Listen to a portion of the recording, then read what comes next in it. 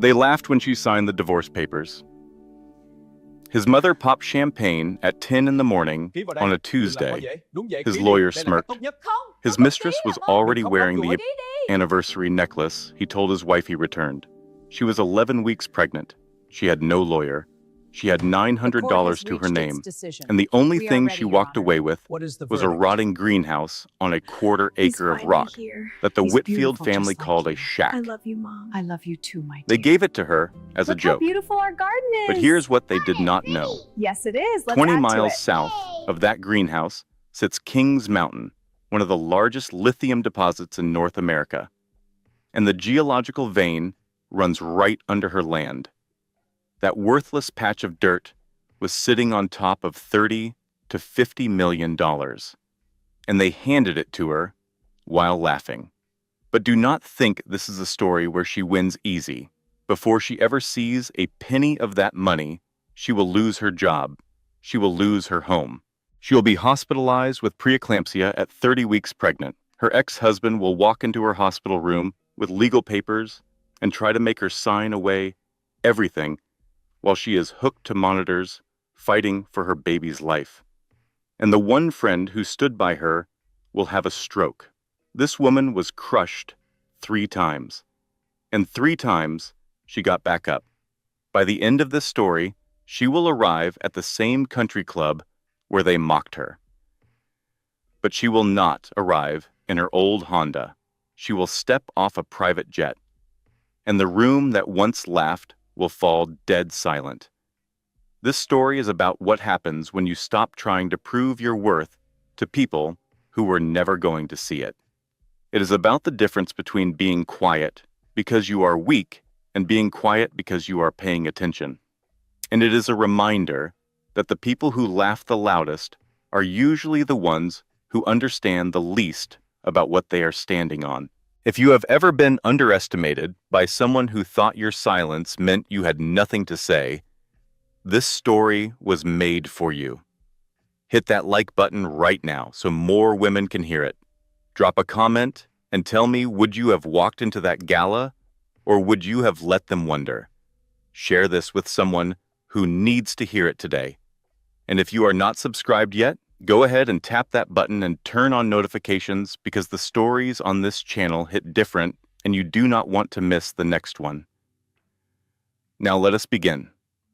Maggie Lawson was 11 weeks pregnant on the night her entire world collapsed, and she did not even know it was coming. She had spent 2 days preparing for Trent's 37th birthday. 2 full days. She baked his favorite German chocolate cake from scratch using his grandmother's recipe that Donna Whitfield had grudgingly shared with her exactly once during the first year of the marriage before deciding Maggie was not worthy of family secrets. The cake had 3 layers.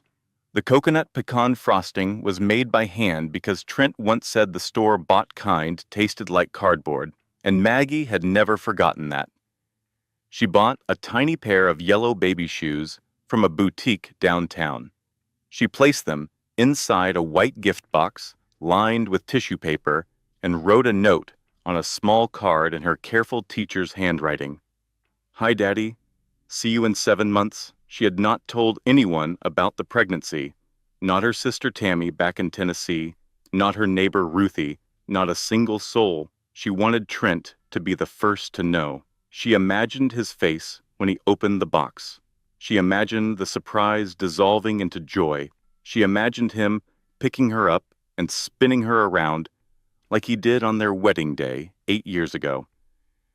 Back when he still looked at her like she was the only person in the room. She set the dining table with the good china. The china that Donna had given them as a wedding gift and then reminded Maggie roughly 47 times was Wedgwood and should not be handled by someone who grew up eating off paper plates. Maggie used it anyway. She lit candles. She put on the navy blue wrap dress she had bought at TJ Maxx for their anniversary. It was the nicest thing she owned. She checked her reflection in the hallway mirror and thought she looked almost pretty. The candles were lit at 7 o'clock. By 7:30, Trent had not come home. His phone went straight to voicemail. By 8:15, the candles had burned down to stubs, and the frosting on the German chocolate cake was beginning to slide in the warm kitchen air. Maggie sat at the table and stared at the empty chair across from her and told herself he was stuck in traffic. He was finishing a contract. He was closing a deal. There was always a deal. By 9 o'clock, the baby shoes sat in their box untouched. The tissue paper was still crisp. The card was still sealed. By 10:45, Maggie was still sitting at the table. The cake was ruined. The candles were dead. The house was silent except for the hum of the refrigerator and the distant sound of a neighbor's television through the wall. She picked up her keys. She drove to Trent's office in downtown Gastonia in her 10-year-old Honda Civic, with the check engine light permanently glowing orange on the dashboard. The building was a 4-story glass and steel structure with the words Whitfield Development Group etched in gold on the lobby wall. The parking lot was empty except for 2 cars. Trent's black Range Rover and a white BMW convertible she did not recognize. The building was dark except for the 3rd floor, Trent's corner office. The lights were on and the blinds were open because nobody expected a pregnant art teacher to be driving through downtown at 11 o'clock on a Tuesday night. Maggie parked across the street. She could see everything. Trent was standing by his desk. He was not alone. A woman was sitting on the edge of his desk with her legs crossed. She was young, maybe 29, auburn hair, a silk blouse, unbuttoned. One button past professional. She was laughing at something Trent said, and Trent was leaning in with his hand on her knee, and his face had that look. That look Maggie remembered from the early days. The look that said, "You are the most fascinating creature on earth." Then Maggie saw the necklace.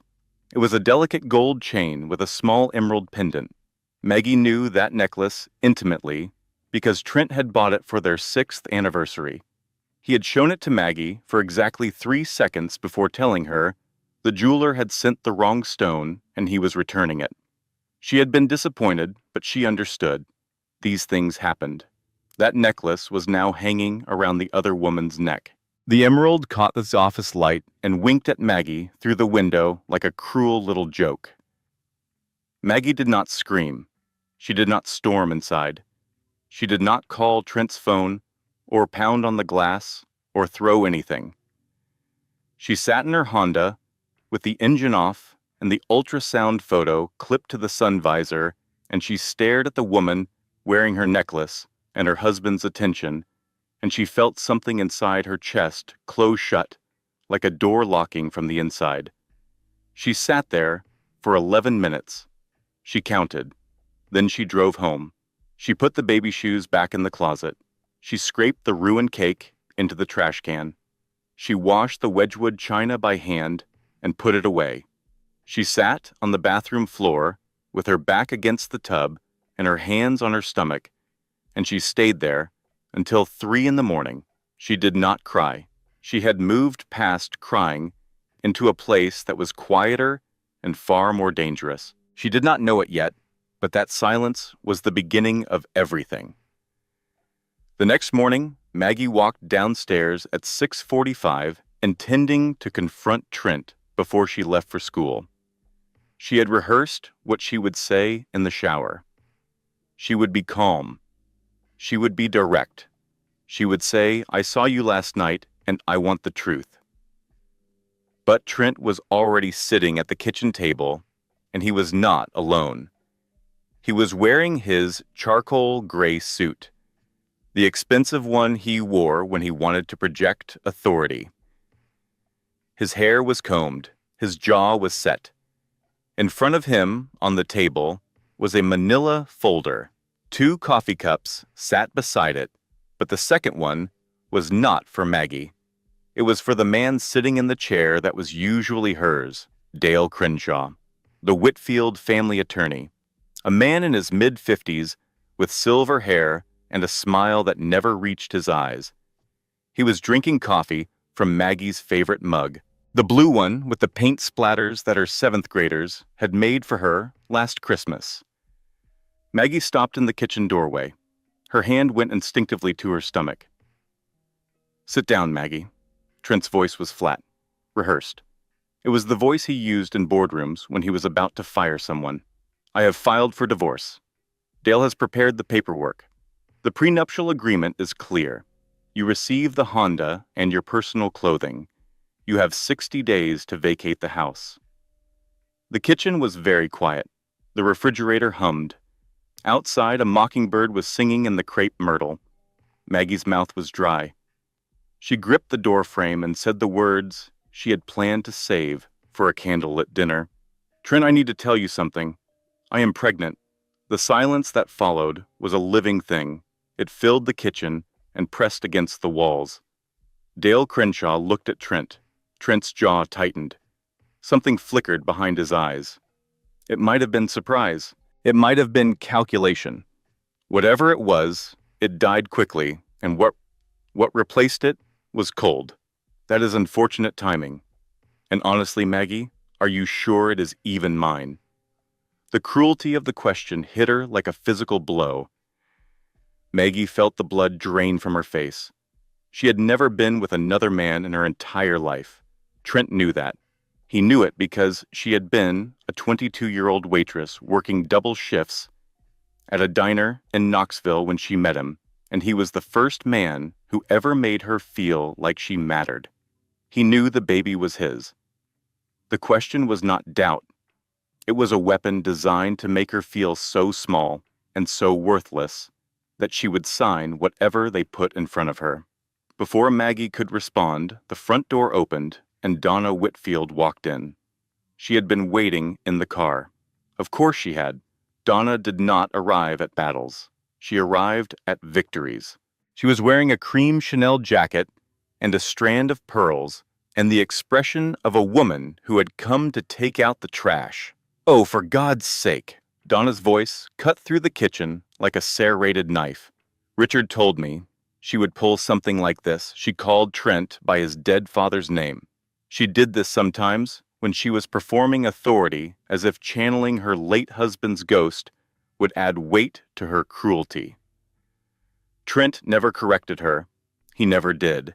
Girls like her always try to trap men with babies. Donna continued looking at Maggie the way one might look at a stain on an expensive carpet.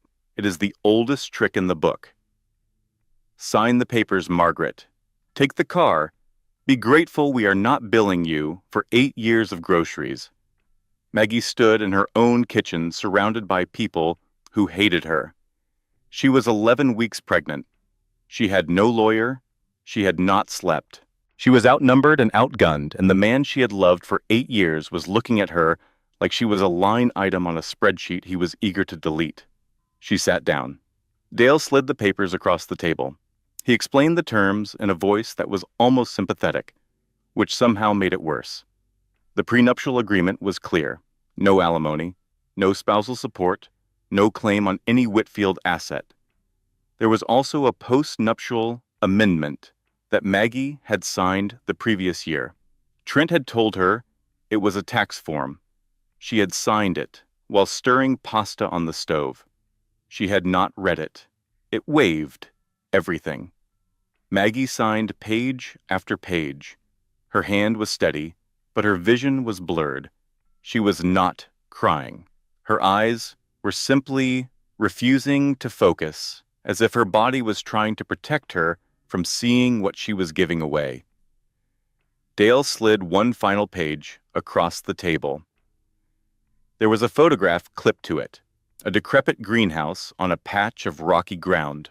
"As a gesture of good faith," Dale said smoothly, "Trent is transferring the old greenhouse structure and the quarter-acre of land it sits on, located on the north edge of the estate. Assessed value 0. This demonstrates generosity in the filing." Maggie looked at the photograph. She knew that greenhouse. It was the one place on the entire Whitfield property where she had ever felt peace.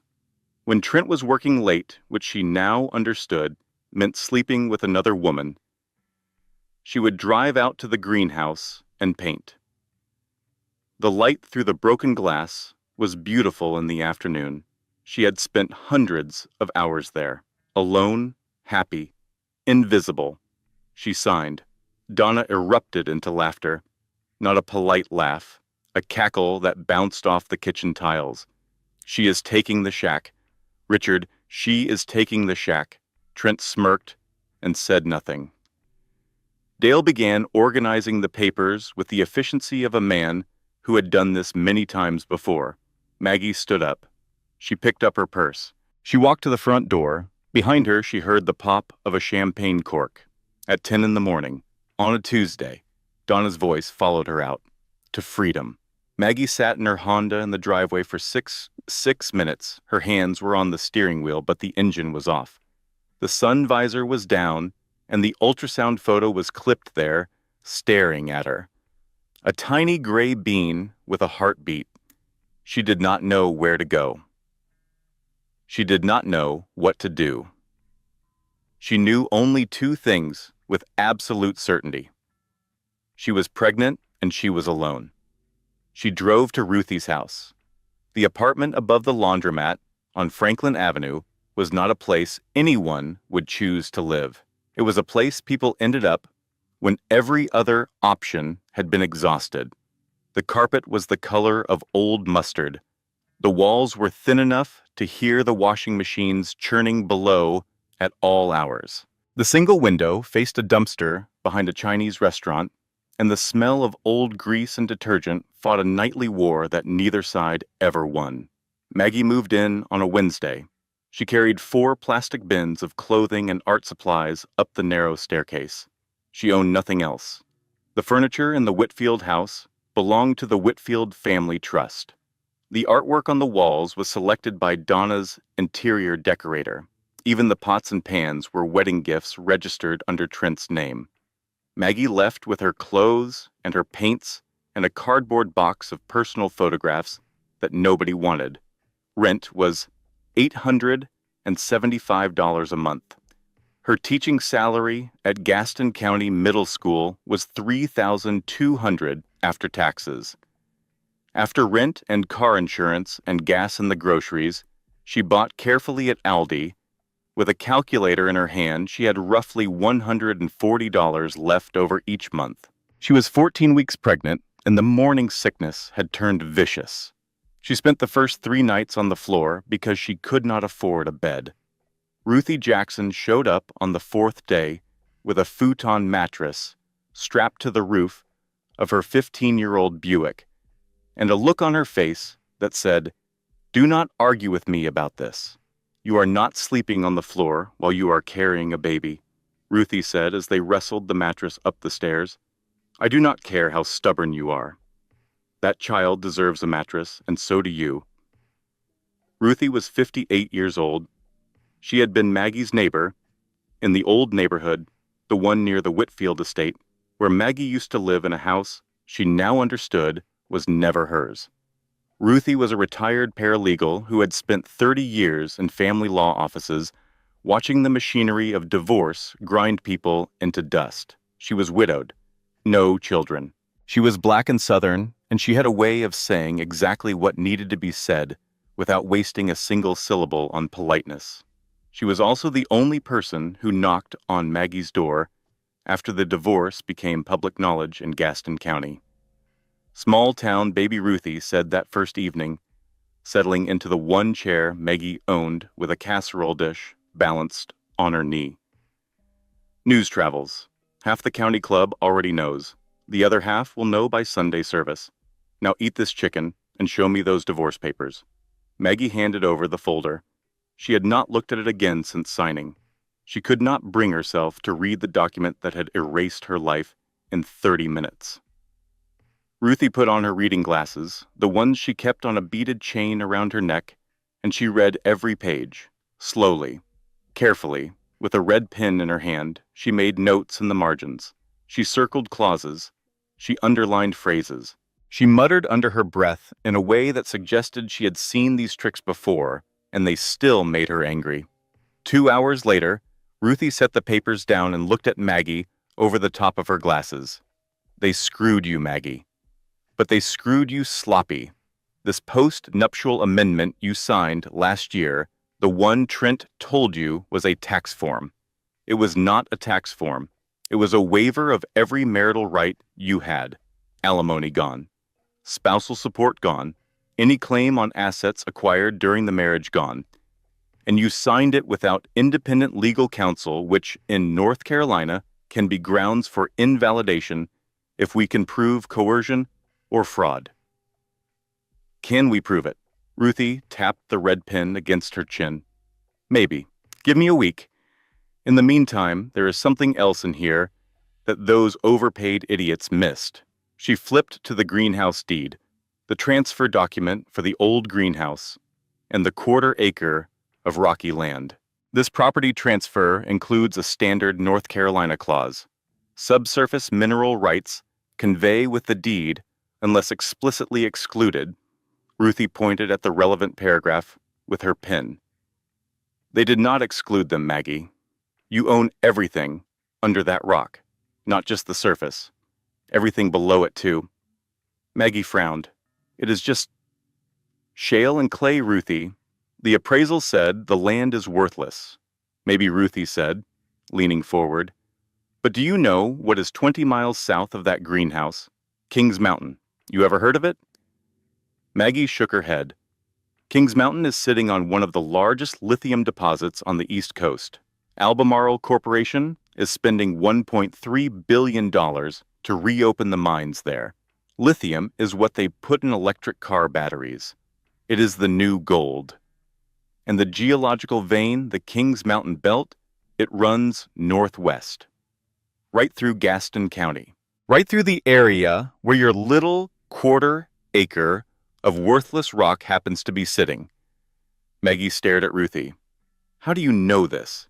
Because I read the newspaper, Maggie, and because God has a sense of humor. Now I know a man.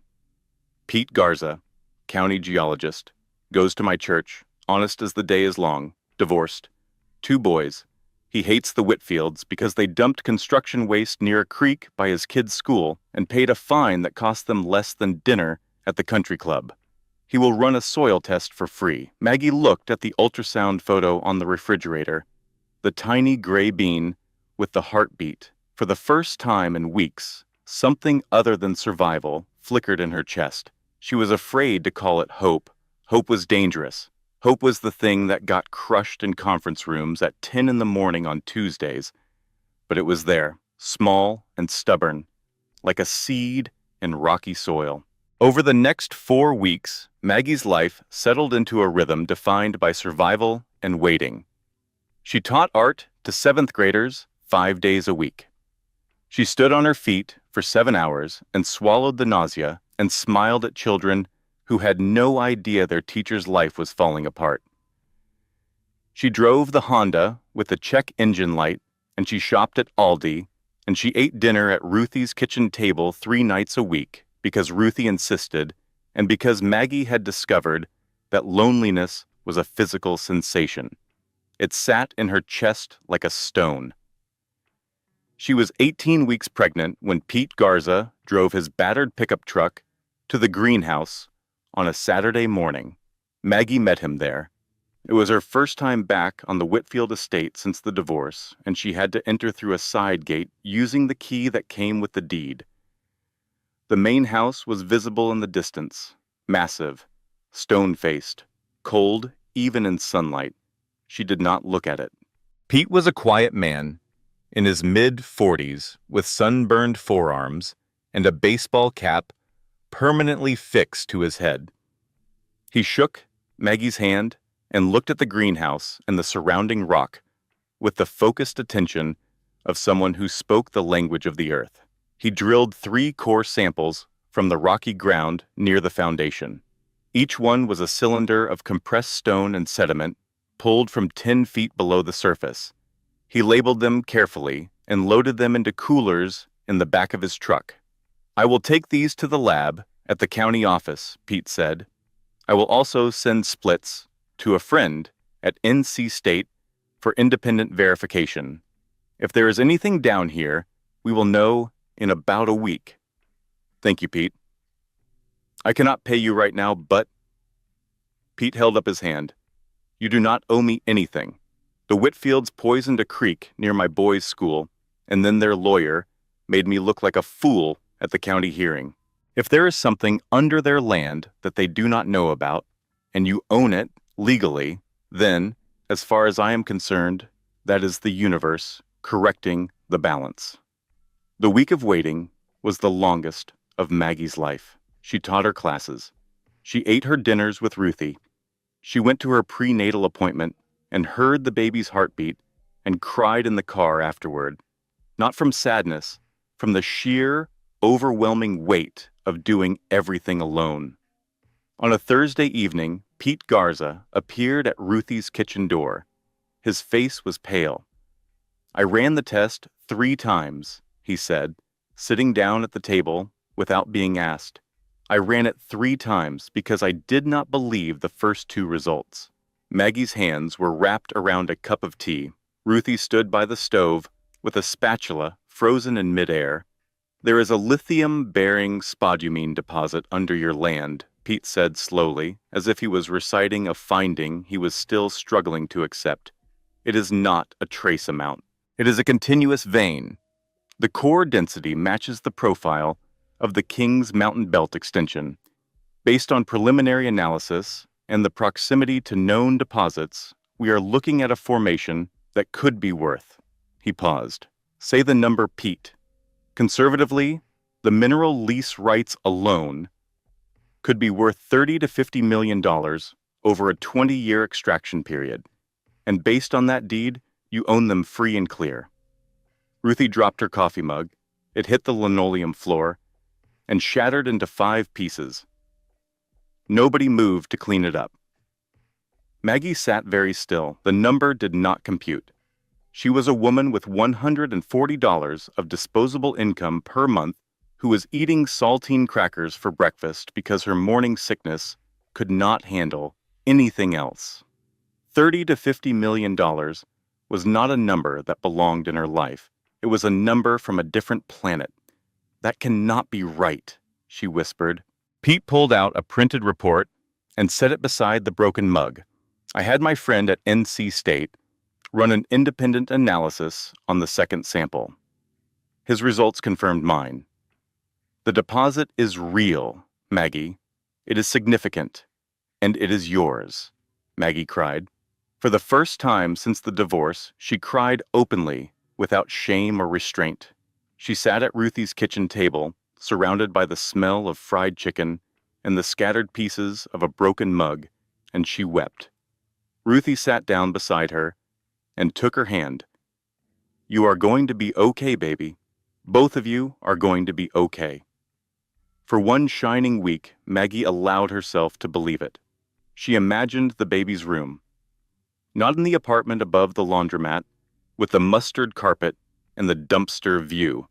In a real house, with a yard and a garden, and a room painted yellow for a girl, or green for a boy.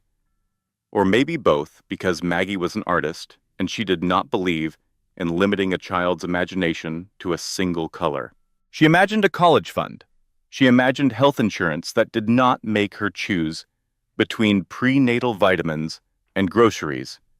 She imagined security, the kind of security she had never known in her entire life, not as a child in rural Tennessee watching her father count change for gas money, not as a waitress in Knoxville living on tips, not even as a Whitfield wife, because that security had always belonged to someone else and she was merely borrowing it. She called her sister Tammy. I think things might be turning around, she said, trying to keep her voice steady. I cannot tell you the details yet, but Tammy, I think we are going to be okay. Tammy, who was practical to the point of bluntness, said, do not count your chickens, Maggie. You are dealing with the Whitfields. Those people have lawyers the way normal people have relatives. Be careful. Maggie should have listened to her sister. She hired a local attorney named Kevin Pruitt to begin the mineral rights registration filing. He was affordable. His office was above a barber shop on Main Street. He had a degree from a respectable but unremarkable law school, and he handled mostly small claims and property disputes. He seemed competent. He seemed eager. What Maggie did not know was that Kevin Pruitt's firm did occasional contract work for Whitfield Development. Not a lot. Just enough to keep the lights on during slow months. Kevin did not disclose this when Maggie hired him. He did not think it would matter. He was catastrophically wrong. When the mineral rights filing crossed the county clerk's desk, it entered the public record. In Gaston County, public records were monitored by exactly 3 types of people: journalists, real estate developers, and lawyers who worked for real estate developers. It took exactly 36 hours for the information to reach Trent Whitfield. Trent Whitfield showed up at Maggie's apartment on a Monday evening at 7:15. He did not knock. He pounded on the door with the flat of his hand in a way that shook the thin walls and rattled the dishes in the kitchen cabinet. Maggie opened the door. She was wearing sweatpants and a faded Dolly Parton t-shirt. Her hair was in a ponytail. She was 22 weeks pregnant, and she looked tired in the way that only comes from carrying both a baby and the weight of an entire broken life. Trent stood in the hallway. He was wearing a suit. Even for intimidation, he dressed the part. Behind him, the stairwell smelled of fabric softener from the laundromat below. "You are mining my family's land," he said. His voice was controlled, but his face was red. "You scheming, ungrateful little. It is my land, Trent." Maggie's voice was steady. She kept one hand on the doorframe and one hand on her belly. "You gave it to me? Your mother laughed when you did it. You called it a shack.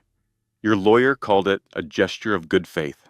That land was a gift, and you know damn well those mineral rights should have stayed with the estate.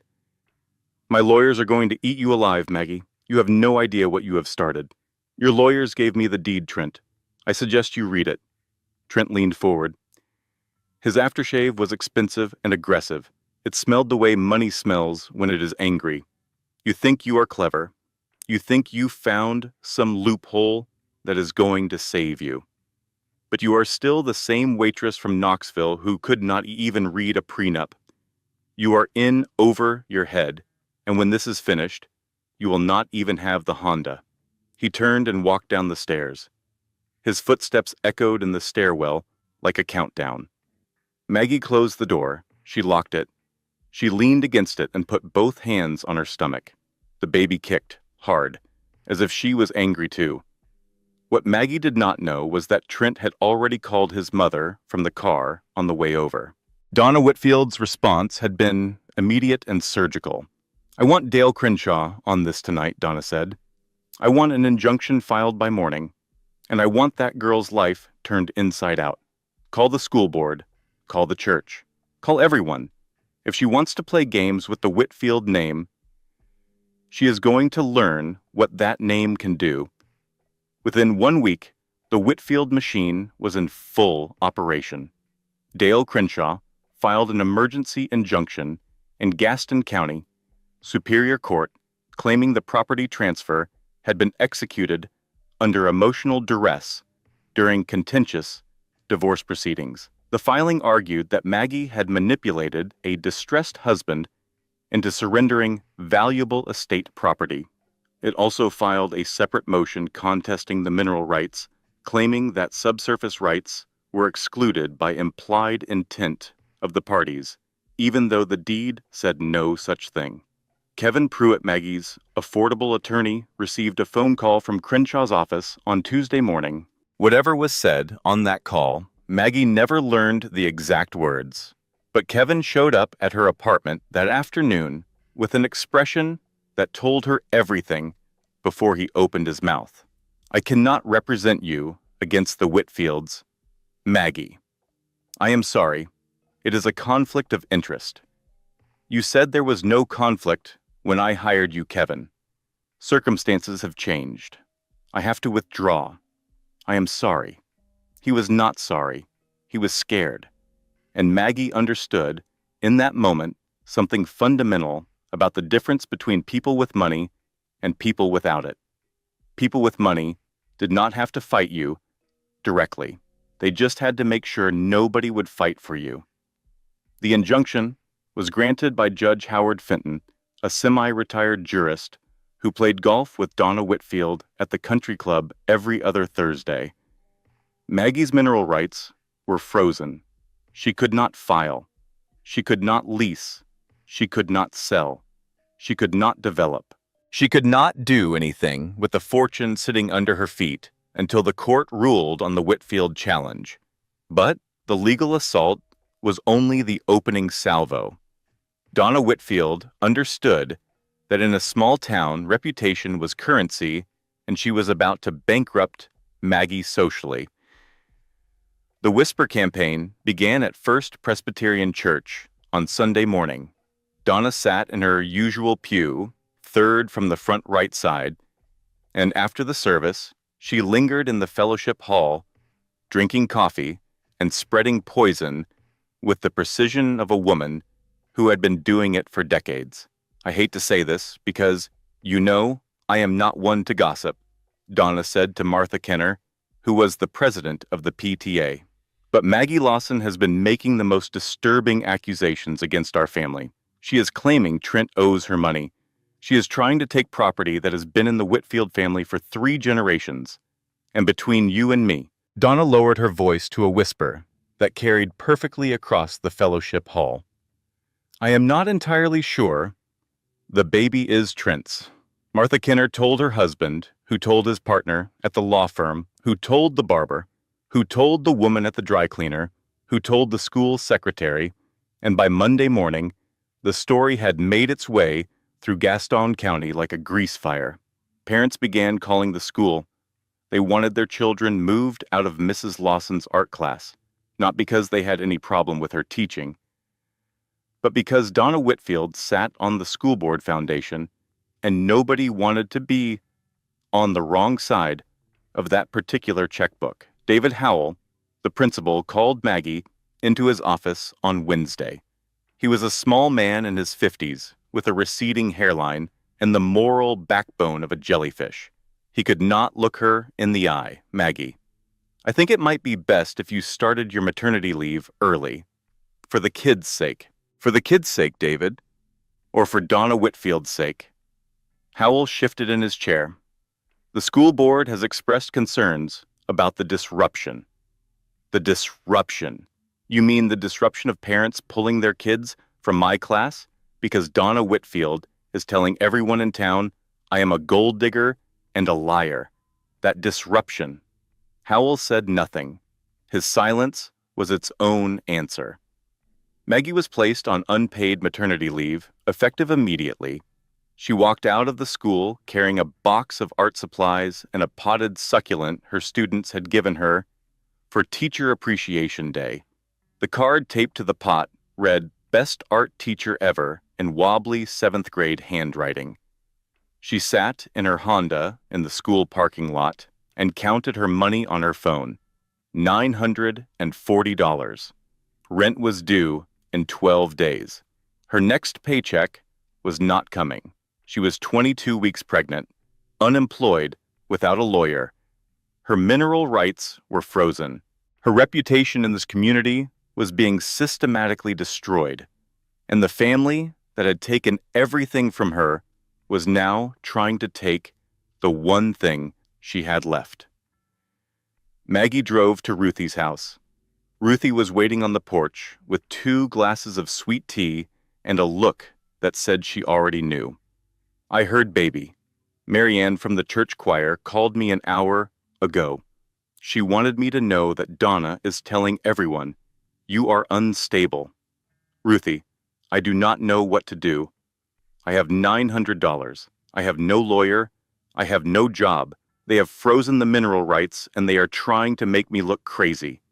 Ruthie set down her tea. She looked at Maggie with an expression that was equal parts fury and tenderness. Maggie Lawson, you listen to me. I spent 30 years watching powerful men in expensive suits crush women just like you. I watched them use lawyers and judges and gossip and money to turn good, decent women into ghosts. I watched women give up and walk away and spend the rest of their lives wondering what would have happened if they had stayed and fought. You are not going to be one of those women. Not on my watch. Now sit down and drink your tea, because I have been doing some digging and I found something. Ruthie went inside and came back with a folder she had clearly been working on for days. The pages were covered in her neat paralegal handwriting. Red circles and yellow highlights marked key passages. I was not looking at the mineral rights, Ruthie said. I was looking at the Whitfield family trust itself, the way Donna restructured it after Richard died 10 years ago. Something does not add up. She spread the papers on the porch table. When Richard Whitfield Sr. died in 2014, Donna restructured the entire family trust. She moved assets around. She reclassified properties. Standard estate planning on the surface. But look at this. She pointed to a highlighted section. The greenhouse land was carved out of the main estate and reclassified as non-productive acreage right before an IRS audit in 2016. The assessed value was dropped to zero. It was treated as a liability. So she devalued it on purpose, Maggie said. She hid it, Ruthie corrected. Richard Sr. was an amateur geologist. Did you know that? Maggie shook her head. Trent never talked about his father. Well, I pulled the county records. Richard Sr. commissioned a private geological survey in 2012, a professional survey of the north acreage, including the greenhouse plot. He was looking for mineral deposits. He knew about the Kings Mountain Belt extension. He knew what was under that land. Maggie felt the hair on the back of her neck stand up. He knew, and when he died, Donna buried the survey. She reclassified the land as worthless to hide the mineral value from the IRS during the estate tax audit. That is not creative accounting, Maggie. That is tax fraud. The two women sat in silence on the porch. The afternoon sun was sliding behind the trees. A neighbor's dog barked twice and went quiet. How do we prove it? Maggie asked. We find the survey, or we find the accountant who helped her do it. His name was Harold Pearson. He handled the Whitfield books for 20 years. He died in 2021, but county records are public, Maggie. And Harold Pearson was a careful man. Careful men leave paper trails. Ruthie took a sip of her tea. And I know a lawyer. Well, I know a man who knows a lawyer. Pete Garza's ex-wife went to college with a woman named Sandra Williams, family law attorney in Raleigh. She has a reputation for being absolutely terrifying in court. She takes cases on contingency when they make her angry, and Maggie. She looked at her friend over the rim of her glass. This case is going to make her very angry. Maggie felt something shift inside her. Not hope exactly. Something harder. Something with teeth. She looked down at her belly where the baby was kicking, and she made a decision. Call her.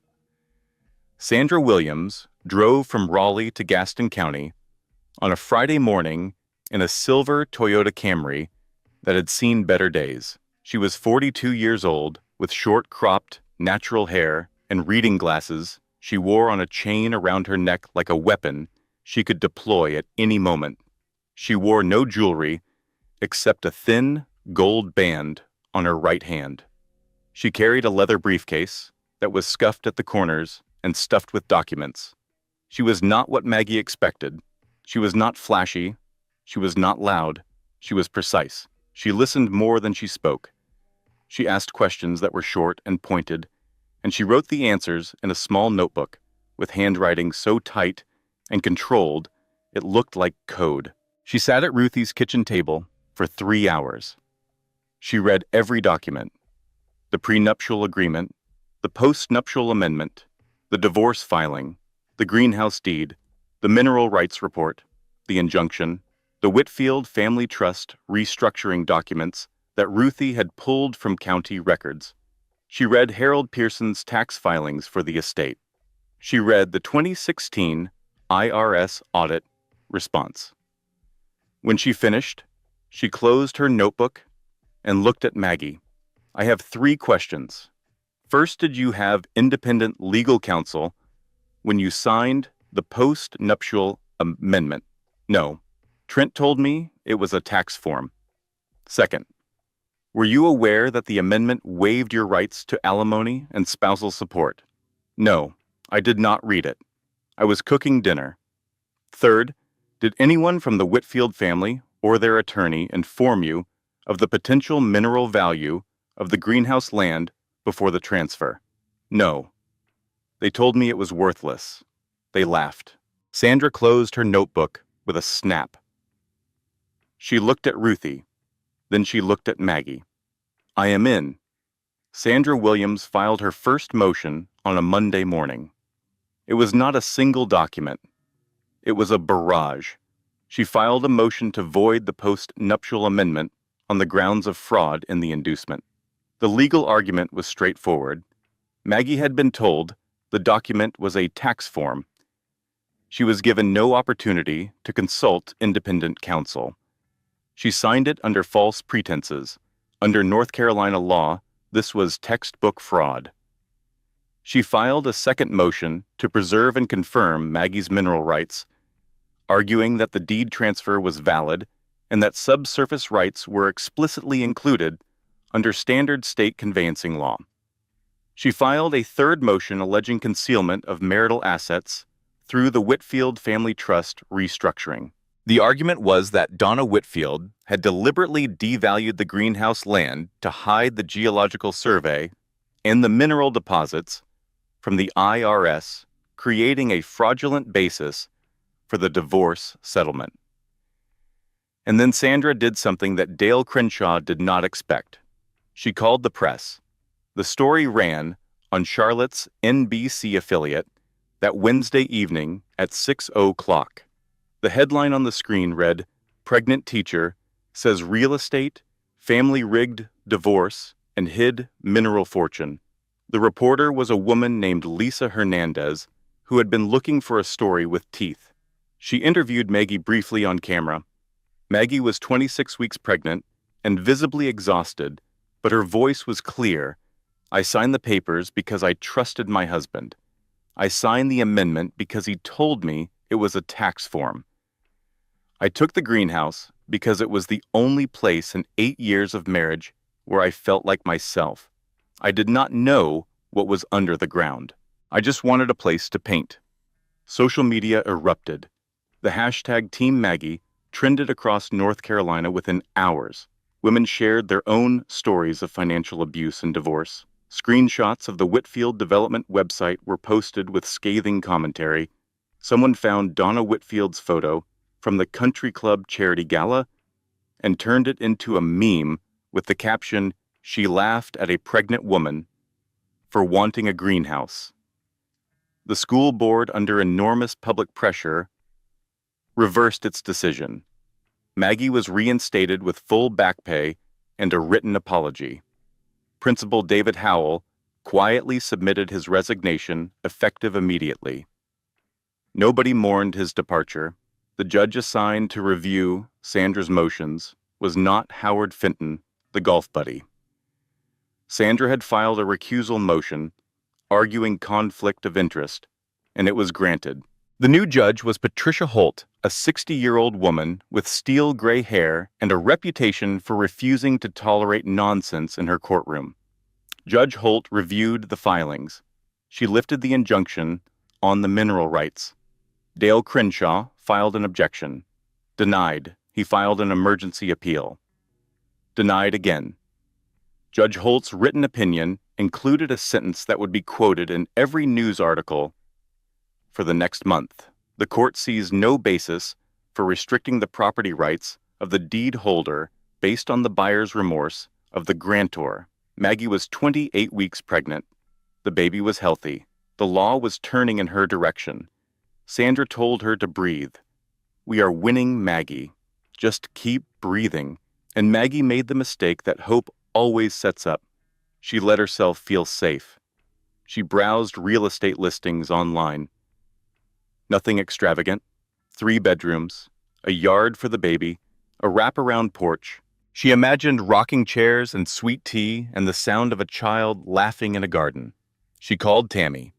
"I think we are going to be okay," she said. Tammy said, "Do not jinx it, Maggie." Tammy was right. The Whitfields had not been sitting idle while Sandra was filing motions and calling reporters. They had been planning, and their counterattack was not aimed at the courthouse. It was aimed at Maggie's body. Not literally. The Whitfields were not violent people. They were worse. They were patient. The stress began in Maggie's 29th week. She was teaching a full schedule again. She was attending court hearings. She was managing the mineral rights confirmation process. She was eating badly and sleeping worse.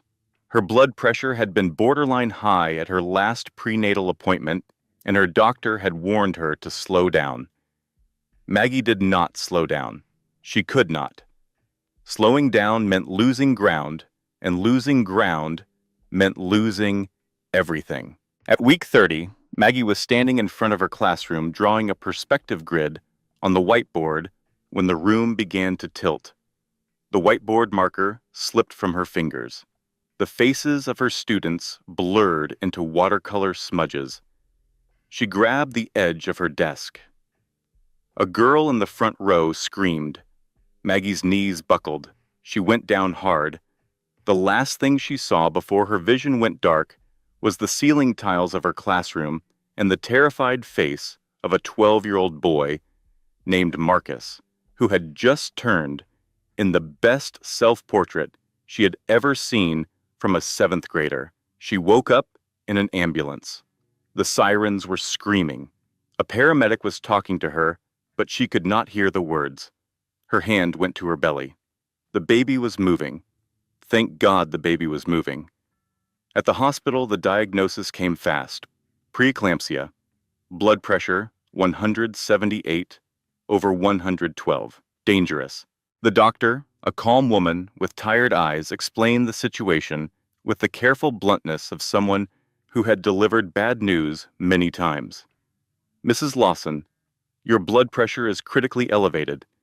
We are going to stabilize you with medication, but you need to understand the severity. You are on strict bed rest, effective immediately. If your blood pressure does not come down, we may need to deliver the baby early. At 30 weeks, the baby would survive, but there are risks. Respiratory issues, low birth weight, extended NICU stay." Maggie lay in the hospital bed. Monitors beeped. An IV dripped. The fluorescent lights buzzed the same way they had in the cold open of this story.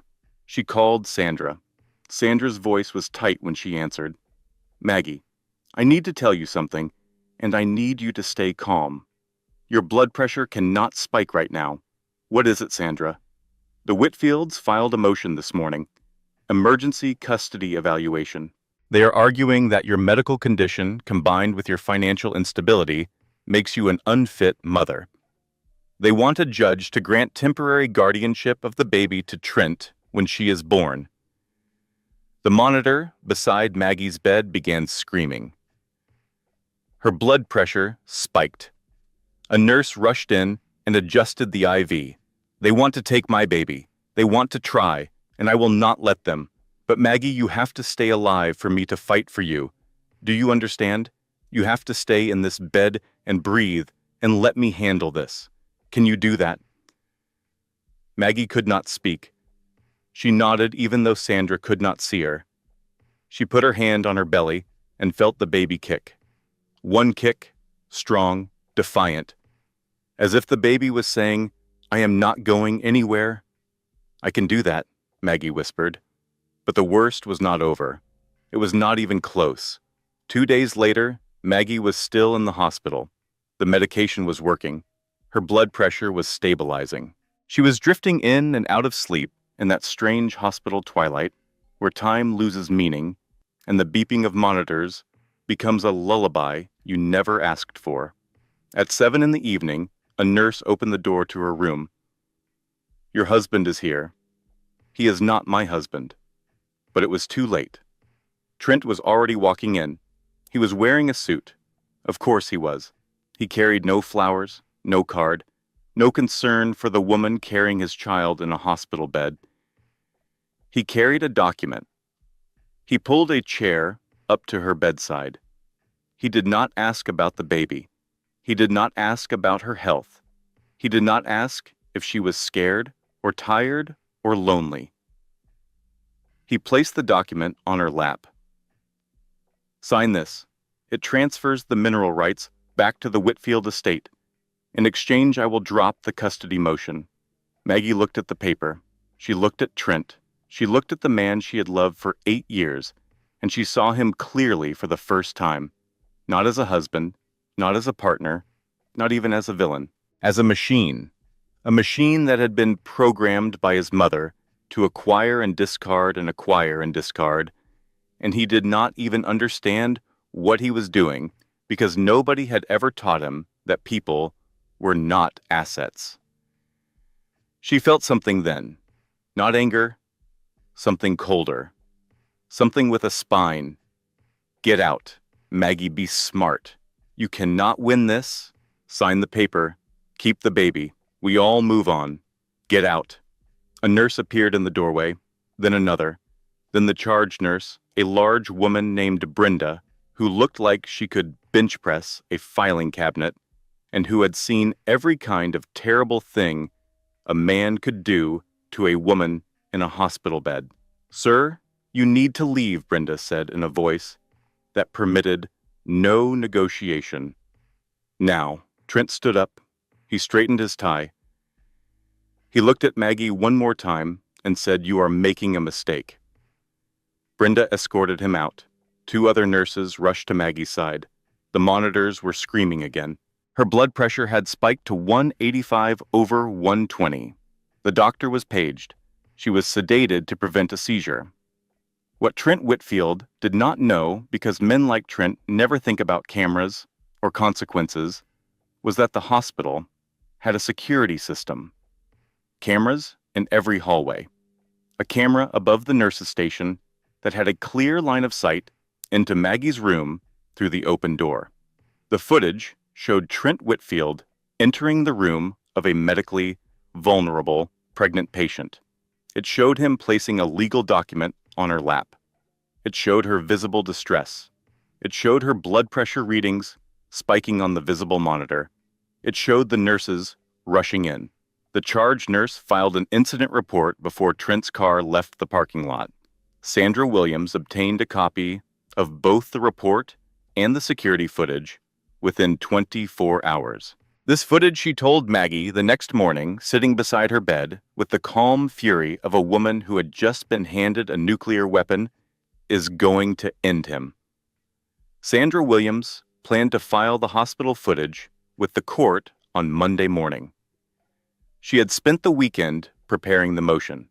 She was meticulous. She cross-referenced the security footage with the charge nurse's incident report and Maggie's medical records showing the blood pressure spike. She prepared a supplemental filing requesting sanctions against Trent and Dale Crenshaw for attempted coercion of a medically vulnerable party. It was airtight. It was devastating. It would have ended the custody challenge in a single hearing. But Trent and Donna Whitfield had spent the weekend preparing too. And they struck first. On Sunday evening at 6:00, Charlotte's NBC affiliate aired a special segment, a sit-down interview. The anchor was not Lisa Hernandez, who had covered the original story sympathetically. It was a different reporter, a man named Craig Whitmore, who was known for dramatic confrontational television and who owed Donna Whitfield a favor from when she had arranged his daughter's internship at a Charlotte PR firm. Trent Whitfield sat in a leather armchair in what appeared to be a tasteful living room.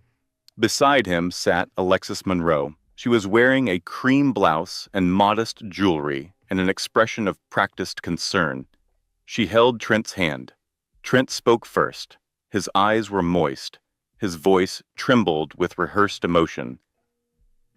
He had been coached. Every word was calculated. Craig, I just want to be a father. That is all I have ever wanted. Maggie and I had our differences, but I love my child and I am terrified for her safety. Maggie has been erratic for months. She has made wild baculous accusations against my family. She is under enormous stress, and I am worried that she is not getting the support she needs. I am not the villain here, Craig. I am just a dad who wants to hold his baby. Craig Whitmore nodded sympathetically. And the mineral rights dispute? Can you address that? Trent sighed. That land has been in my family for 3 generations. My father walked that property every weekend. The idea that Maggie somehow discovered its value through her own researches, he trailed off diplomatically. I just want what is fair, Craig. Then Alexis spoke. This was the kill shot, the moment Donna had scripted. I want to be clear that I have enormous sympathy for Maggie, Alexis said. Her voice was soft and calibrated. This must be incredibly difficult for her, but I have to be honest about something that I have struggled with for months. She paused. She squeezed Trent's hand. Trent confided in me a while ago that he was not sure the baby was his. He wanted a paternity test. He asked Maggie privately, and she refused. I did not want to say this publicly, but given the custody situation, I think people deserve the truth. If there is nothing to hide, why refuse the test? The interview aired at 6 p.m. By 9 p.m., the narrative had flipped completely. The comment sections that had been filled with Team Maggie support were now flooded with doubt. If she has nothing to hide, why would she refuse the test? Maybe the Whitfields have a point. I do not know who to believe anymore. Both sides are playing games. Anonymous accounts appeared on social media, pushing the doubt further. These accounts had been created within the last 48 hours. They posted aggressively and repeatedly. Some of them shared screenshots of Maggie's social media profile, with arrows pointing to innocent photographs and sinister captions. Look how she is living. Does this look like a struggling teacher to you? One account shared a photo of Maggie's Honda Civic and wrote she drives a nicer car than me, and she is crying about money. Donna Whitfield had hired a reputation management firm. She had done this before for a friend whose husband was caught in a financial scandal. She knew how to flood a narrative. She knew how to make truth drown in noise. Maggie watched the interview on her phone in her hospital bed. She watched Alexis speak with that soft, concerned voice, and she felt something inside her chest collapse. Not her heart, her faith that the truth was enough, her faith that if she just kept fighting and kept being honest, the right thing would eventually happen. She pressed the call button. The nurse came. I need you to turn off my phone, please, Maggie said. Her voice was flat. Just take it. I cannot look at it anymore. The nurse took the phone. Maggie lay in the dark and listened to the monitor's beep, and she talked to her baby.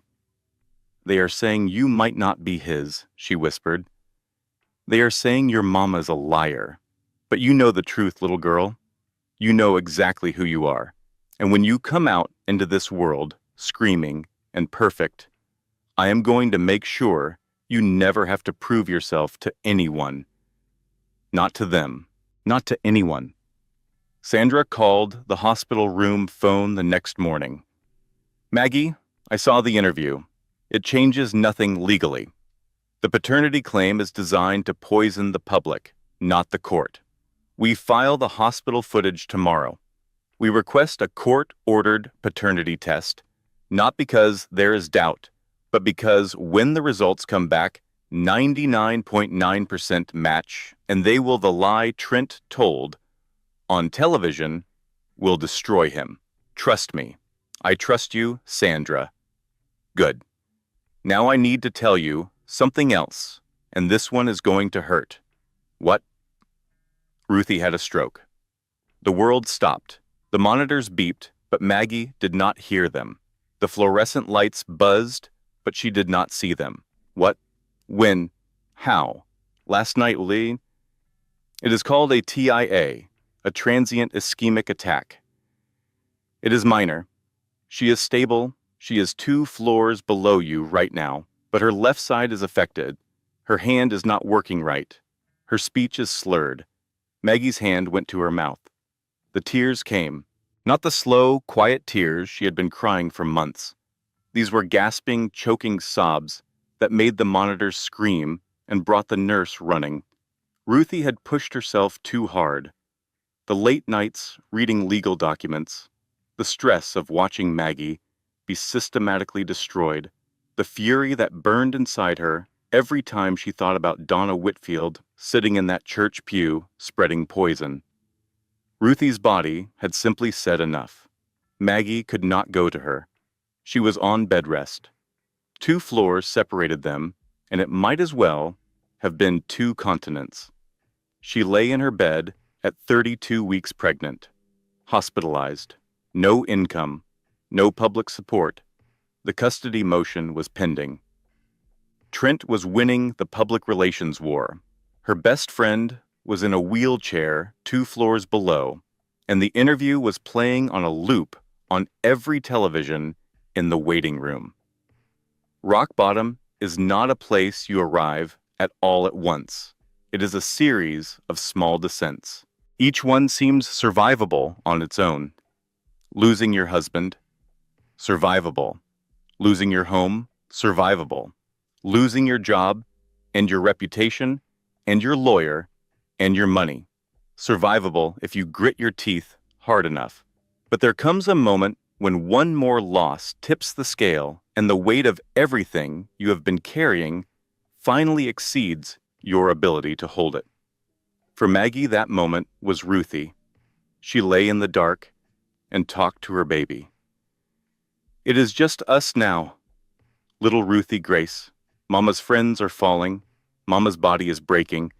The people on the television are saying things about us that are not true, and I do not know how much more I can carry. She paused. The baby kicked. One kick. Strong. Stubborn. But I need you to hold on. Can you do that for me, sweet girl? Just hold on a little longer, because I made you a promise. I told you I would not let them take your future, and I do not break my promises. Not to you, not ever. The next afternoon, a hospital volunteer knocked on Maggie's door. She was a teenage girl in a pink smock who looked nervous. Ma'am, there is a patient who wants to see you. She is very insistent. Should I bring her up? Before Maggie could answer, the door swung open and Ruthie Jackson wheeled herself into the room. She was in a hospital wheelchair. Her left arm was in a sling.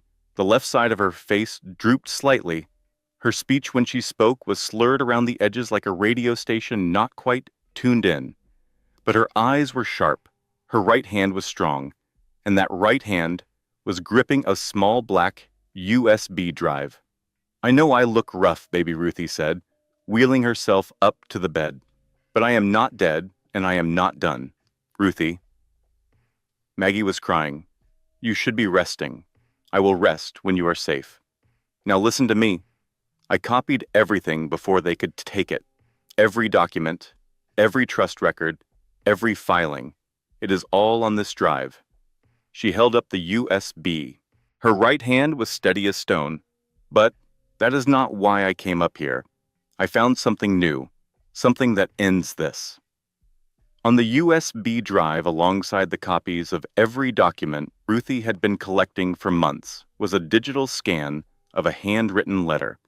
The letter had been written by Harold Pearson, the original Whitfield estate accountant. Harold had died in 2021, but he had been a meticulous man, a man who kept records the way a squirrel keeps acorns. Not because he expected to need them, but because not keeping them felt wrong. The letter was dated March 2016, 1 month before the IRS audit of the Whitfield estate. It was written to Harold's personal attorney as a protective measure. In it, Harold described in specific detail how Donna Whitfield had personally directed him to reclassify the greenhouse land as non-productive acreage and to omit the geological survey commissioned by her late husband, Richard, from the estate valuation documents. The letter stated Mrs. Whitfield was explicit in her instructions. The survey results regarding the lithium-bearing deposits on the north acreage were not to be included in the estate valuation submitted to the Internal Revenue Service. She classified the greenhouse parcel as non-productive wasteland with zero assessed value. I am retaining this letter as a record of my concerns regarding the legality of this action. Ruthie watched Maggie read the letter on the tablet screen. Her slurred voice was fierce.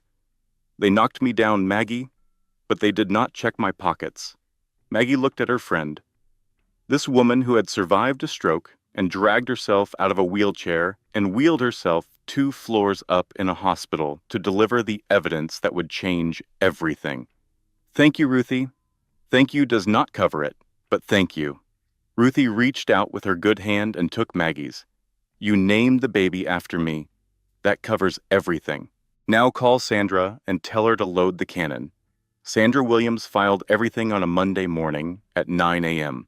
She walked into the Gaston County Courthouse carrying her scuffed leather briefcase and a look on her face that the courthouse clerks would later describe as terrifying in the best possible way. The filing was not a single motion. It was a coordinated legal assault designed to hit every pressure point simultaneously. Sandra had spent the weekend assembling it with the precision of a surgeon preparing for an operation where the patient's life depended on every cut being exactly right. First, she filed the hospital security footage. The video showed Trent Whitfield entering the hospital room of a medically vulnerable pregnant woman. It showed him placing a legal document on her lap. It showed her blood pressure monitor spiking from 152/98 to 185/120 in under 3 minutes. It showed nurses rushing in. It showed Trent being escorted out. The charge nurse's incident report accompanied the footage, providing a clinical narrative that was devastating in its neutrality. Second, she filed Harold Pearson's letter, the handwritten confession of the Whitfield estate accountant describing Donna Whitfield's deliberate instruction to hide the geological survey and reclassify the greenhouse land to avoid IRS scrutiny. Sandra included a certified handwriting analysis confirming the letter was authentic and a sworn statement from Harold's personal attorney confirming the letter had been in his possession since 2016. Third, she filed a motion to void the post-nuptial amendment based on fraud in the inducement. Maggie's sworn affidavit described how Trent had told her the document was a tax form and how she had signed it while cooking dinner without independent legal counsel. Fourth, she filed a motion to dismiss the emergency custody evaluation with prejudice. The supporting brief argued that the motion had been filed not out of genuine concern for the child's welfare, but as a coercive tactic to force the surrender of mineral rights. She cited the hospital footage as evidence. Fifth, she filed a request for sanctions against Dale Crenshaw personally for facilitating the hospital bed coercion and for filing a custody motion that was designed to serve as leverage in a property dispute rather than protect the interests of a child. Sixth, and this was the piece that would echo for months, she filed a motion requesting a court-ordered paternity test, not because there was any doubt about paternity, but because Trent had stated on public television that the baby might not be his, and Alexis Monroe had claimed that Maggie refused a test. Sandra wanted the results on the public record. She wanted the lie nailed to the courthouse wall for everyone to see. And seventh, She submitted a formal referral to the Internal Revenue Service documenting the evidence of deliberate tax fraud in the restructuring of the Whitfield Family Trust, including the concealment of the geological survey and the artificial devaluation of the greenhouse property. 7 filings. 7 hammer blows. Each one landed exactly where it was designed to land. Judge Patricia Holt received the filings in her chambers that morning. She read them over the course of 2 hours. She requested a chambers conference with both parties' attorneys for Wednesday. Dale Crenshaw arrived at the conference looking like a man who had not slept in 3 days. His suit was wrinkled, his tie was crooked. He was sweating visibly. Sandra arrived looking exactly the same as she always did, calm, prepared, precise. The conference lasted 40 minutes.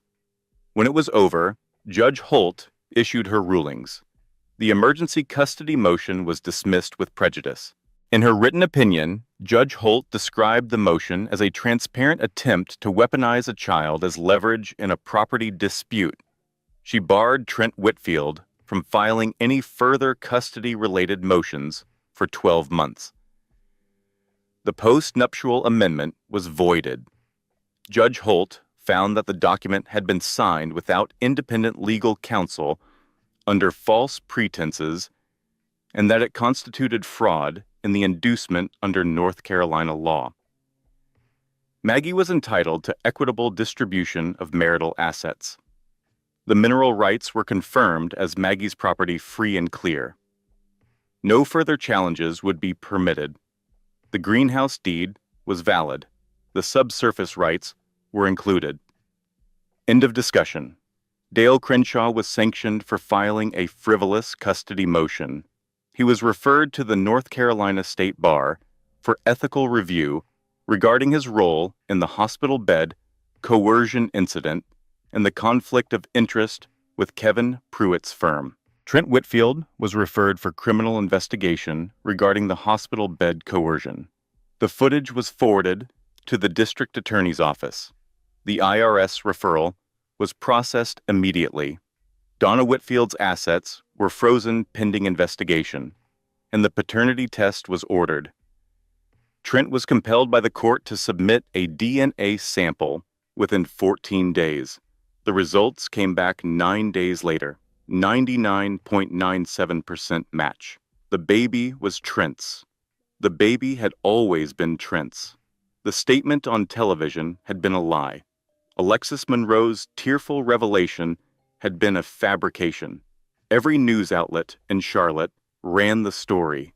DNA confirms Whitfield heir lied about paternity of his own child. The headline was everywhere. On televisions and waiting rooms, on phones and grocery store checkout lines, on the front page of the Charlotte Observer, below the fold, but still front page. The public reaction was swift and merciless. The same comment sections that had been filled with both sides' equivocation were now flooded with fury. He lied about his own baby. He stood on television and denied his own child. What kind of man does that? Trent Whitfield's carefully reconstructed public image did not crumble. It evaporated. It was there one day, and gone the next like fog burning off a highway in the morning sun. Alexis Monroe deleted her social media accounts within 24 hours.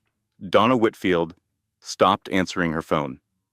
Dale Crenshaw sent a resignation letter to every committee and board he sat on, and Maggie Lawson lay in her hospital bed at 34 weeks pregnant and read the headline on her phone and felt something she had not felt in months. Peace, not joy, not triumph, peace. The quiet peace of knowing the truth had finally been spoken out loud. Sandra called her that afternoon. "It is over, Maggie. The legal fight is over. Everything is confirmed. The mineral rights are yours. The prenup is voided. The custody threat is dead. You won." Maggie was quiet for a long moment. Then she said, "No, Sandra. We won, And I need you to do one more thing for me. What is that? Find out how Ruthie is doing today. I need to see her. Sandra paused. Maggie, she is doing better. She is walking with a cane now. Her speech is clearing up. The doctors say the prognosis is good. Maggie closed her eyes. Good. Tell her the cannon worked. The baby came 2 weeks early. Maggie was 36 weeks pregnant on a Tuesday night in November when the contractions started. They began at 11 p.m. as a tightening in her lower back that she initially mistook for the discomfort of sleeping in a hospital bed for too long. By midnight, they were unmistakable. By 1 a.m., they were 5 minutes apart. The nurses moved fast. Maggie's preeclampsia meant the delivery required additional monitoring. The NICU team was put on standby. An anesthesiologist was called. The room filled with people in scrubs and the efficient choreography of a medical team preparing for a birth that carried risks. Maggie lay on the delivery bed, gripping the rail with one hand. Her other hand was empty. She had imagined this moment 1,000 times during her pregnancy, and in every version, there was someone holding that hand. In the early days, she had imagined Trent. Later, she had imagined Ruthie.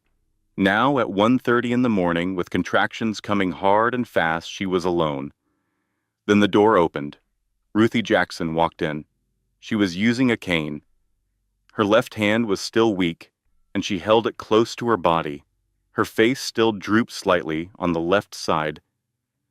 Though the doctors said it was improving every week, she was wearing a hospital gown of her own under a purple bathrobe she had brought from home. She had discharged herself from her floor 20 minutes ago. The nurses had tried to stop her. Ruthie had informed them, with the quiet authority of a woman who had survived both a stroke and the Whitfield family, that she was going to be in that delivery room and they could either help her get there or get out of her way. I did not survive a stroke to miss this baby, she said, settling into the chair beside Maggie's bed and taking Maggie's empty hand in her good right hand. Ruthie, you are supposed to be resting. I am resting. I am sitting down. Now, squeeze my hand when it hurts and try not to break my fingers. I need at least one working hand. Maggie laughed. It was a sound she had not heard herself make in months. A real laugh, the kind that starts in the belly, despite the pain, and reaches the eyes, despite the fear.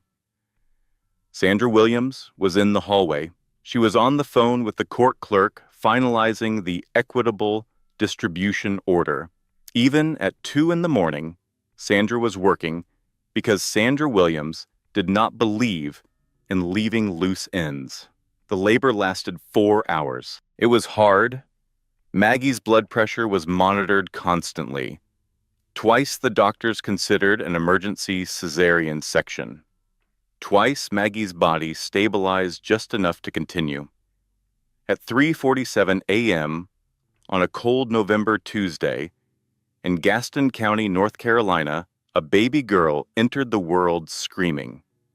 She was small, 5 pounds, 11 ounces, pink and furious and perfect. Her lungs were strong. Her cry was enormous. It filled the delivery room and echoed down the corridor, and several nurses later said it was the loudest newborn they had heard in years. The doctor placed her on Maggie's chest. The baby stopped crying immediately. She pressed her face against her mother's skin and went quiet, as if she had been waiting for exactly this. As if the whole terrifying journey had been leading to this single moment of warmth and contact and belonging.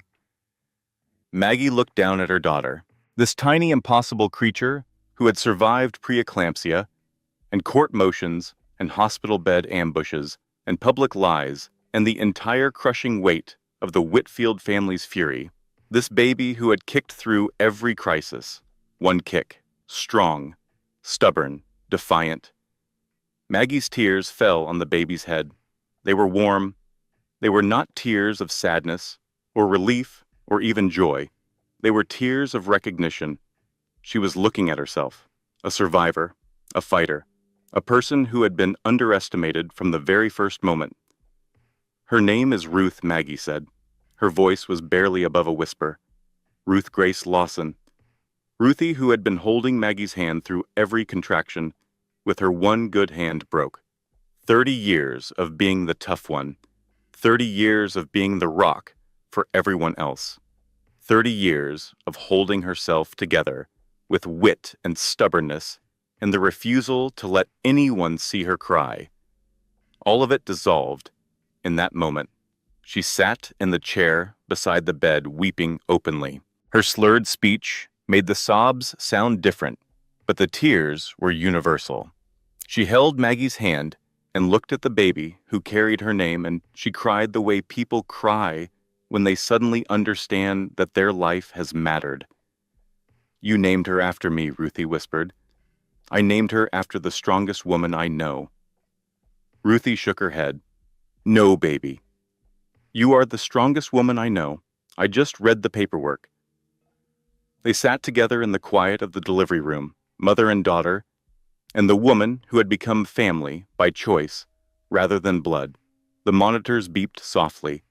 The November wind pressed against the hospital windows. Somewhere down the hall, another baby cried. Sandra appeared in the doorway. She looked at the scene, and for the first and only time in Maggie's experience, Sandra Williams looked like she might cry. She blinked it away quickly. She is beautiful, Sandra said, and she has excellent timing. The equitable distribution order was just signed. She waited until she was a Lawson and a property owner before she made her entrance. Smart girl. 6 weeks after Ruth was born, Maggie left the hospital. She did not go back to the apartment above the laundromat. Ruthie would not allow it. Maggie and baby Ruth moved into Ruthie's guest room in Ruthie's small brick ranch house on Oak Street. The room was painted yellow because Ruthie had painted it herself with her one good hand while Maggie was still in the hospital. I was bored, Ruthie said when Maggie saw it, and I only dripped twice. For 6 weeks, Maggie lived in that yellow room with her daughter, and she healed. Her body healed from the preeclampsia and the delivery. Her mind healed from 8 months of warfare. She slept when Ruth slept, which was never enough but was something. She ate Ruthie's cooking, which was too much but was exactly what she needed. She sat on Ruthie's porch in the weak winter sun and breastfed her daughter and watched the birds at the feeder. And for the first time in almost a year, she did not feel like she was fighting. Sandra handled the mineral rights negotiations. 3 mining companies had entered a bidding war for the lithium extraction lease. The final deal was $47 million for a 20-year lease, with Maggie retaining full ownership of the land. Annual royalty payments, full environmental protection clauses, because Pete Garza had insisted and Maggie had agreed before he finished the sentence. When Sandra called to tell her the final number, Maggie was sitting on Ruthie's porch with Ruth asleep in her arms. $47 million, Sandra said. 20-year lease. You keep the land, annual royalties on top of the lease payment. Environmental protections locked in. Congratulations, Maggie. Maggie was quiet for a long time. Sandra, I need you to do something with some of that money. Of course. What do you need? I need you to buy the house next door to Ruthie's. The brick one with the blue shutters. I want to pay cash, and I need a second property. A 3-bedroom craftsman with a wraparound porch and a big backyard. Something with a room I can use as a painting studio. Nothing fancy. Just solid, Sandra paused. You want to buy 2 houses, one for me and Ruth, one for Ruthie. She has done more for me than I can ever repay, and I am not going to let her grow old alone in that house while I move across town. She is going to be right next door, where she can come over for coffee every morning and babysit every Saturday and teach Ruth how to make biscuits and read contracts. Sandra laughed. The first time Maggie had ever heard her laugh. I will have the paperwork ready by Friday. Maggie bought the Craftsman house. 3 bedrooms, wraparound porch, a backyard with a magnolia tree, a room with north-facing windows for painting. She paid cash. She bought the house next door for Ruthie. When she told Ruthie, she was met with exactly 4 seconds of protest. Maggie Lawson. I cannot accept. You are not accepting. You are relocating. I need a babysitter, and you need someone to mow your lawn. It is a business arrangement. Ruthie looked at her. Then she looked at baby Ruth sleeping in the bassinet. Fine, but I am picking the front door color. She picked purple. Maggie still drove the Honda. She still clipped coupons at Aldi. She bought Ruthie a brand new recliner with heated seats and a built-in cup holder. Ruthie called it her throne. She sat in it every evening, watching Jeopardy with Ruth on her lap, and a glass of sweet tea in the cup holder, and she looked like a queen. Pete Garza received a consultant fee from the mining deal. It was not enormous, but it was enough to pay off his truck loan and start college savings accounts for both his boys. He still worked for the county. He still drove the truck, though the windshield was finally new. He brought his boys to Maggie's house on Saturdays, and they played in the backyard, while Pete and Maggie drank coffee on the porch and talked about rocks and art and the strange way life sometimes rearranges itself when you are not looking. Sandra Williams became the most sought-after family law attorney in North Carolina. She continued to take half her cases on contingency for women who could not afford representation. She never advertised. She never needed to. Maggie went back to teaching art at Gaston County Middle School. Not because she needed the money, because she loved it. Because Marcus, the 7th grader with the self-portrait, had sent her a card in the hospital that said, "Please come back, Mrs. Lawson. Nobody else lets us use the good paint." She used the good paint. She always used the good paint.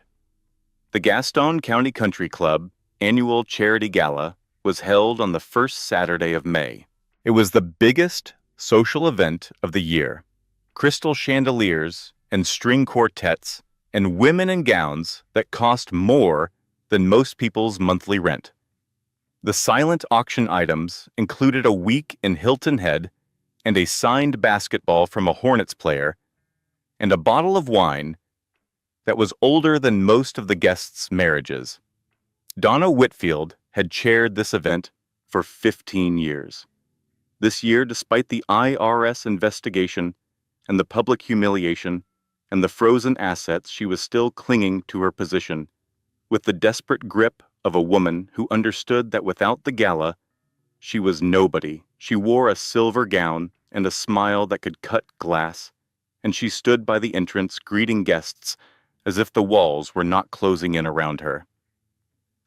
Trent was there, thinner, quieter. He was trying to rebuild, shaking hands, buying drinks, pretending the company was not collapsing around him. Dale Crenshaw was at the bar, sweating through his dress shirt, waiting for the state bar ruling that everyone knew was coming. The gala was in full swing. The band was playing. Champagne was flowing. Charlotte's finest were laughing and bidding and performing the rituals of wealth. Then from outside the sound, a jet engine, low, close, getting louder, guests moved to the windows. Through the glass, they could see the private airstrip adjacent to the country club. A Cessna Citation was descending through the evening sky. Its lights cut through the dusk like searchlights. The engines whined down. The door opened. Maggie stepped out. She was wearing a navy blue dress. Not couture, not flashy. The kind of dress a woman wears when she does not need the dress to speak for her. Baby Ruth was in her arms, wrapped in a white blanket, sleeping through the noise the way babies do when they feel completely safe. Behind Maggie came Ruthie, walking with her cane, wearing a purple dress that matched her front door. Her chin was up, and her eyes were bright, and she walked across that tarmac like she owned it. Behind Ruthie came Pete Garza in a sport coat that did not quite fit and a tie that his 12-year-old son had picked out for him. He looked uncomfortable and proud and exactly like what he was, a good man in a borrowed jacket. They walked across the tarmac toward the country club entrance. The evening air was warm. The sky was pink and gold. The jet sat behind them on the runway, gleaming. Inside the room went quiet, not silent, quiet. The music continued, but the conversation stopped. Every head turned toward the entrance. Every glass paused midway to every mouth. They all knew. They had all read the headlines. They had all seen the DNA results. They had all heard about the hospital footage. They knew Donna was under investigation. They knew Trent's company was filing for bankruptcy. They knew the pregnant art teacher, who had signed away her marriage for a greenhouse, now owned the most valuable piece of land in Gaston County. Maggie walked through the front door. She did not scan the room for Trent. She did not look at Donna. She did not make eye contact with anyone who had whispered about her in church hallways, or pulled their children from her class, or crossed the street to avoid her at the grocery store. She walked to a table near the back where 3 seats had been reserved. She sat down. She adjusted Ruth on her lap. She looked at Ruthie and Pete. "Sorry I am late. The jet hit turbulence over Virginia." Ruthie deadpan and magnificent. "Girl, you could have just driven," Maggie smiled. "I know, but I wanted them to hear me coming." Across the room, Donna Whitfield's champagne glass slipped from her fingers. It shattered on the marble floor. The sound was sharp and final. Nobody moved to help her clean it up. Trent stood by the bar, frozen. He watched Maggie. He watched baby Ruth, sleeping in her arms. He watched the woman he had called worthless, sitting in the room that used to worship him, and every single person in that room was looking at her, not him. The silence was absolute. Maggie did not give a speech. She did not confront anyone. She did not gloat or accuse or perform. She ordered a sparkling water. She donated $100,000 to the Children's Literacy Fund in the silent auction. She stayed for 45 minutes. She never once looked at Trent. That was the revenge, not the money, not the jet, not the mineral rights or the court victories or the headlines. The revenge was that he had become invisible. He was standing in a room full of people, and not a single one of them was looking at him. They were all looking at her. The silence was louder than their laughter had ever been. 5 things happened in the months that followed, and then the story was over. First, Trent Whitfield was convicted of contempt of court for the hospital bed coercion. He was sentenced to 30 days in county jail suspended with 200 hours of community service. The board of Whitfield Development forced him out, and the company filed for Chapter 11 bankruptcy 4 months later. Trent moved to Ohio to live with his uncle. He took a job managing a building supply warehouse, a real estate developer selling lumber and drywall. He drove a 12-year-old pickup truck. He never contacted Maggie again. He never met his daughter. Second, Donna Whitfield's IRS audit concluded with a finding of deliberate tax fraud. She was fined $3.2 million. She sold the estate. She sold the country club membership. She sold the investment properties. She moved into a 1-bedroom condo near the highway. Her friends stopped calling.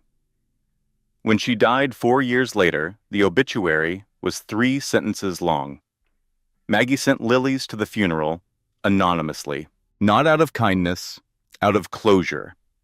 Third, Alexis Monroe left Charlotte within 72 hours of Trent's financial collapse. She posted an Instagram story about leaving toxic energy behind and blocked his number. She was never heard from again. Fourth, Dale Crenshaw's law license was suspended for 18 months by the North Carolina State Bar. He never recovered his practice. He took a job teaching paralegal courses at a community college. Ruthie sent him a Christmas card every year. It always said the same thing: still learning. Fifth, and this was the one that mattered, Maggie rebuilt the greenhouse, not as a mining office, not as a monument to victory, as a community art studio for children. She restored the glass walls. She poured a new concrete floor. She installed long wooden tables and easels and supply shelves stocked with the good paint. She hung grow lights for the plants that she grew between the art stations because Maggie believed that children should make art surrounded by living things. The sign above the door read the Ruth Lawson Center for Young Artists. She funded it with the mineral lease income. She also established a nonprofit called the Ruthie Jackson Legal Defense Fund. It provided free legal representation to women experiencing financial abuse during divorce proceedings. In its first year, it represented 74 women. By the third year, it had expanded to 6 states. 2 years after the divorce, on a Saturday morning in spring, the greenhouse was full. Children sat at low easels painting with the focused intensity that only children possess. Ruth, who was 2 years old, toddled between them with her hands covered in blue finger paint. She had her mother's eyes and her mother's quiet stubbornness, and she treated every surface in the building as a potential canvas. Ruthie sat in a rocking chair in the corner. Her cane leaned against the wall beside her. Her recovery was complete. She napped with one eye open, watching the children with the protective vigilance of a woman who had earned the title Grandma Ruthie through something more binding than blood. Pete Garza's boys ran in arguing about whose painting was better. Pete followed carrying 2 coffees. "I brought you the good stuff," he said to Maggie. "Not the gas station kind," Maggie laughed. Real laughter. The kind that starts in the belly and fills the room. She stepped back from her own easel. She had been painting the greenhouse, not the broken-down version she had found when she first walked the Whitfield estate property line with a deed in her hand and despair in her chest. She painted the version she saw now, glowing and alive and full of children and color and noise. On the easel ledge beneath the painting sat a framed check, $5,000. The relocation fee from the divorce. She had never cashed it. She had it framed instead. Below the check, in her own handwriting, she had written 7 words. "They gave me dirt. I grew a garden." Ruth toddled over. She grabbed Maggie's leg and held up her blue painted hands and laughed, the uncomplicated laugh of a child who has no idea how hard the world fought to keep her from existing. Maggie picked her up. Blue handprints smeared across Maggie's white shirt. She did not care. She had learned a long time ago that the things worth keeping were never the things that stayed clean. She carried her daughter to the greenhouse door and stepped outside. The sun was warm over Gaston County. The mountains were blue in the distance. The Honda was parked in the driveway, because some things you keep, not because you need them, but because they remind you of who you were before you knew who you would become. The house next door had a purple front door. Maggie stood in the doorway of the greenhouse holding her daughter, and she said the words that would end this story. Not to the audience, not to the camera, to Ruth. They told Mama she was worth $5,000 in a used car. They told Mama the land was just dirt.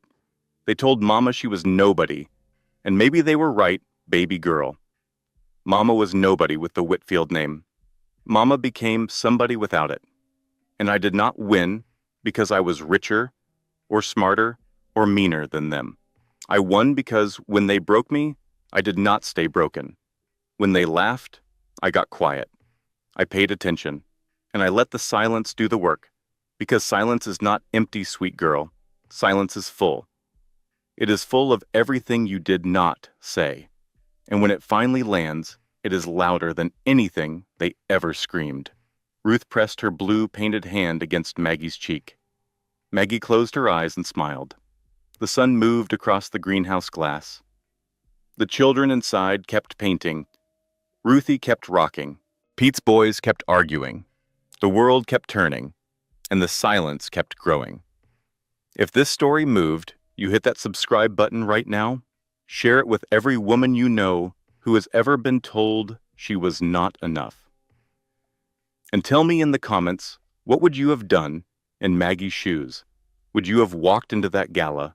Would you have looked at Trent? Or would you have done exactly what Maggie did and let the silence speak for itself? I will see you in the next one. This content was carefully researched, developed, and manually edited by our team to deliver meaningful stories with valuable life lessons. Every narrative is crafted to entertain, inspire, and empower our audience.